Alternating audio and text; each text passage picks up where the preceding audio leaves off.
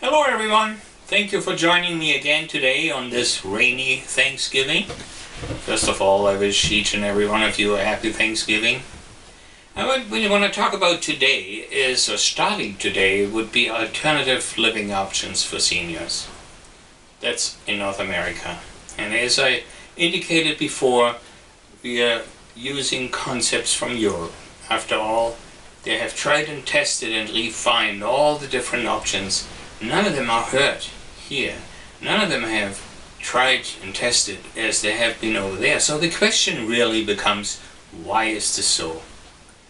Well, first I have to say that there is no one-size-fits-all. We all are individual people, and so we are individual seniors with different wants and needs and preferences and so forth. And as we go through life, we have our different living options, for instance, house, apartment, condo. And as we get older, we too have our preferences. So by introducing some of the concepts which I had in mind to introduce to you, keep in mind that this is only for a certain part of the population, a certain part of people who are intrigued by what I have to say, and a certain part of the population would say, well, no, that's not for me. So please keep this in mind. As you know, 94% of all people over 65 live at home. And only 1.7% of all people over 65 live in retirement homes. This is okay for the time being. This is okay when perhaps couples are still together, living together in their home. But at one point it becomes less and less okay. And it is then when the house is becoming a struggle, when things should maybe consider doing a move into something different. The only question is, what? There's really not much out there. So what I will do is I introduce some of the concepts to you, and I did that beforehand and investigated really why is it that they are not here. And the answer will surprise you, because of rules and regulations. Many of the concepts from Europe simply cannot be applied here because it's illegal for one reason or for another.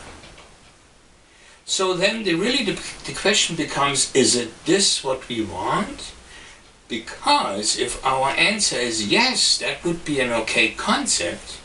At the same time, we have to ask the lawmakers to change laws.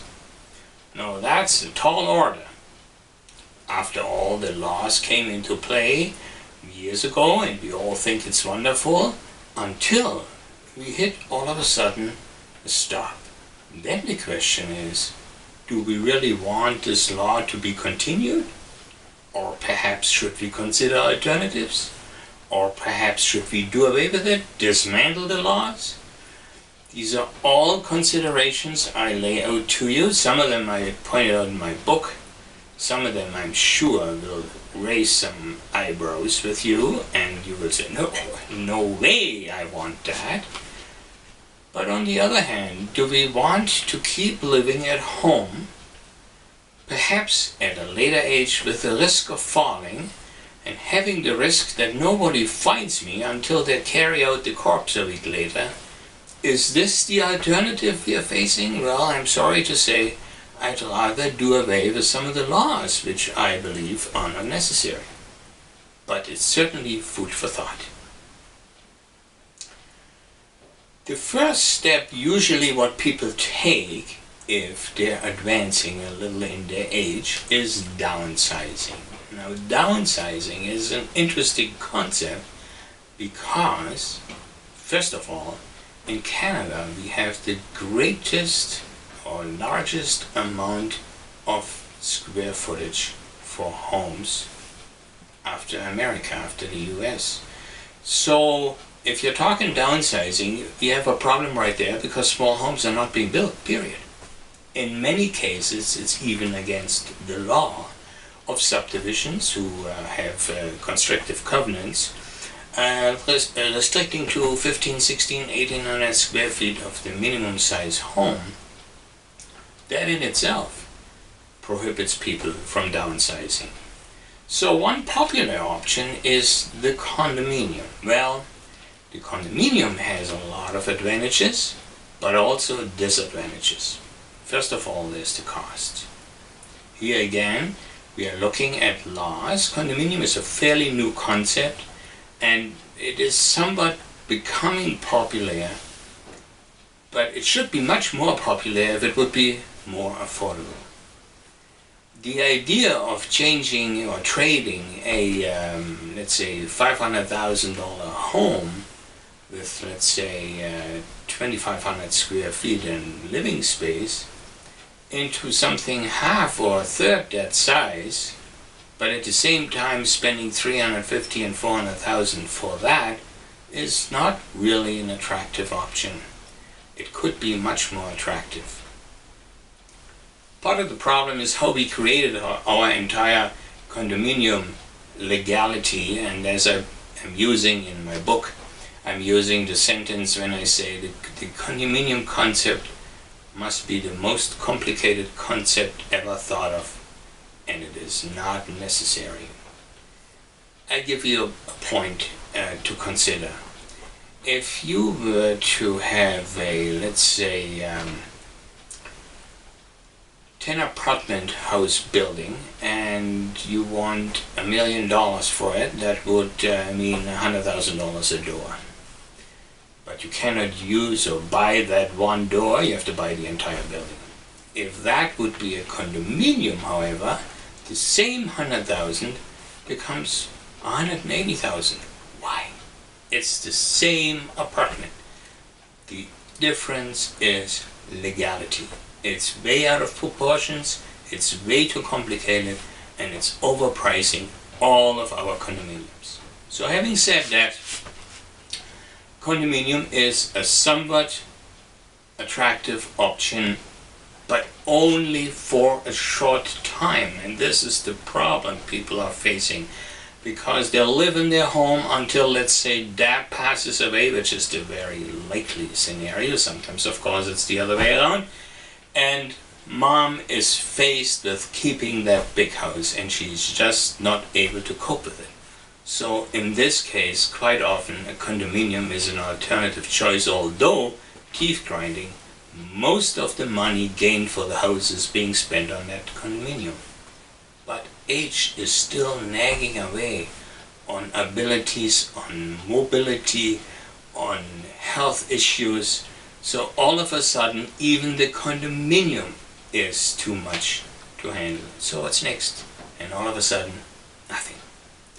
There is no alternative. If an apartment building, partially apartments and partially condominiums of, let's say, 50 condominium owners, decide to have someone in the house who lives in the house, in her own condominium or apartment, and is hired by these 50 people to be there just in case, just for the event which may happen or may never happen. That might be assistance with little things.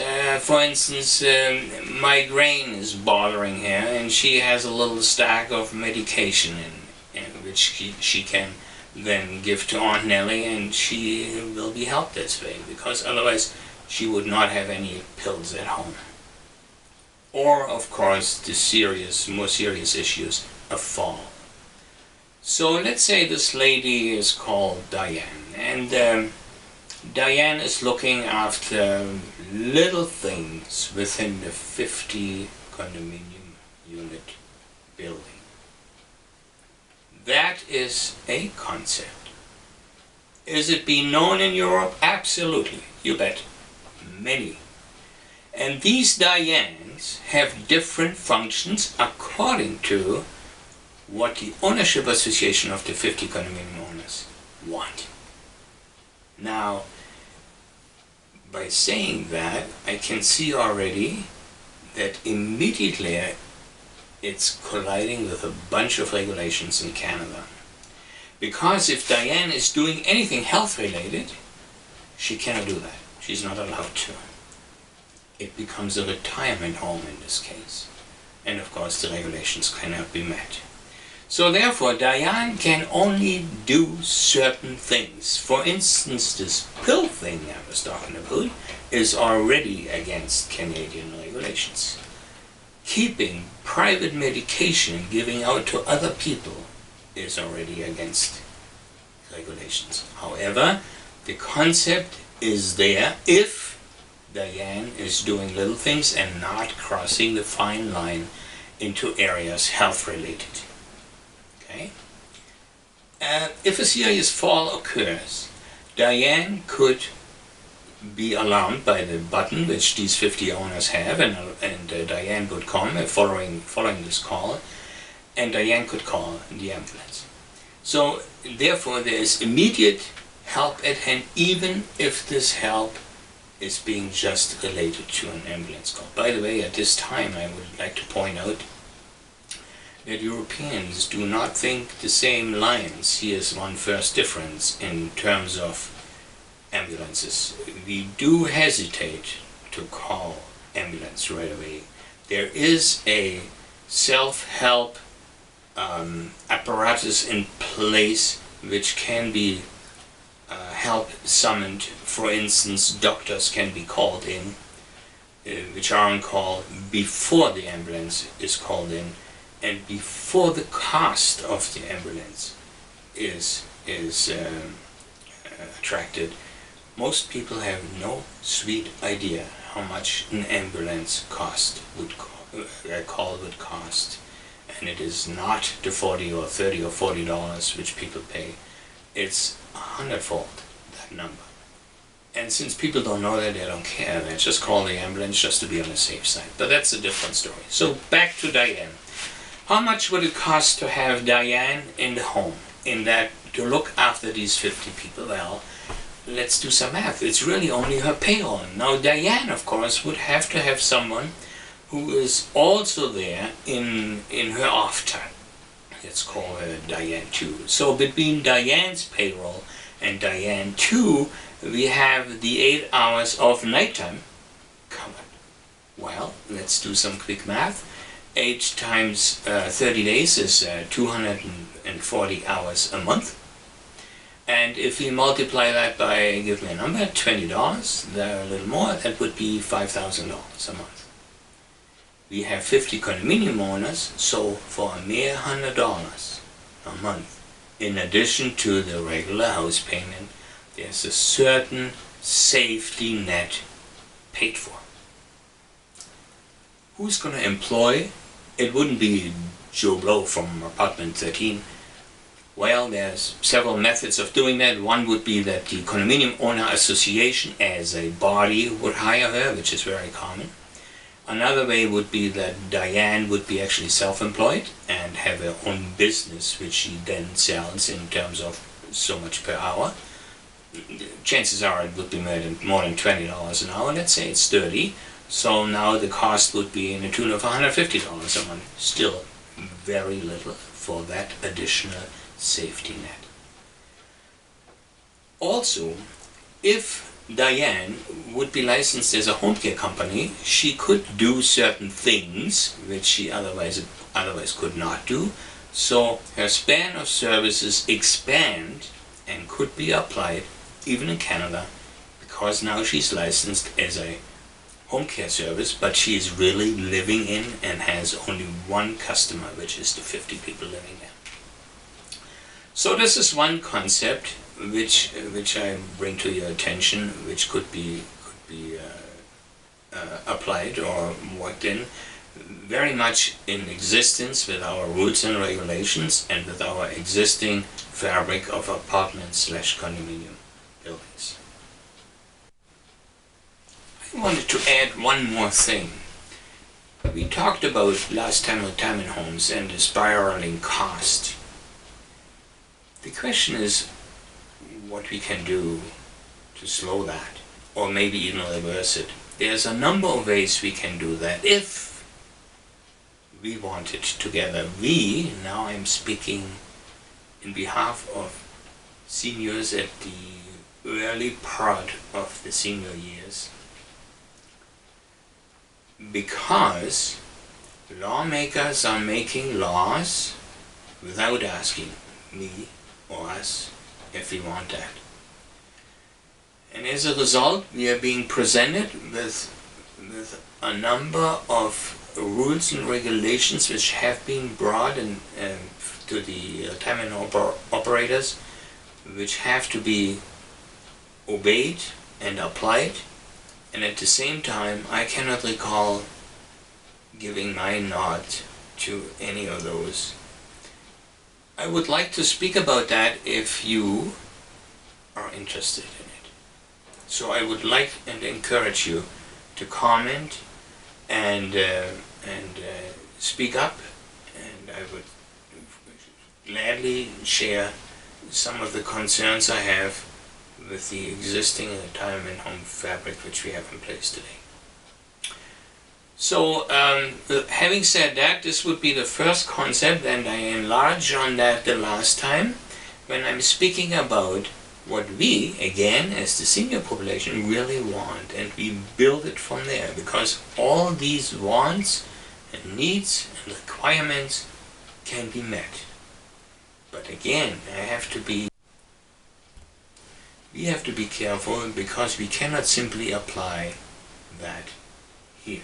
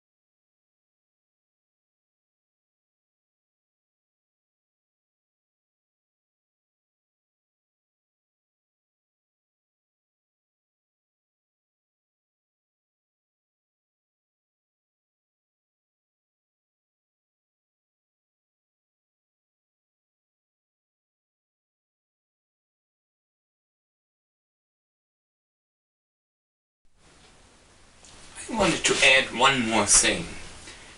We talked about last time retirement homes and the spiraling cost. The question is what we can do to slow that, or maybe even reverse it. There's a number of ways we can do that if we want it together. Now I'm speaking in behalf of seniors at the early part of the senior years,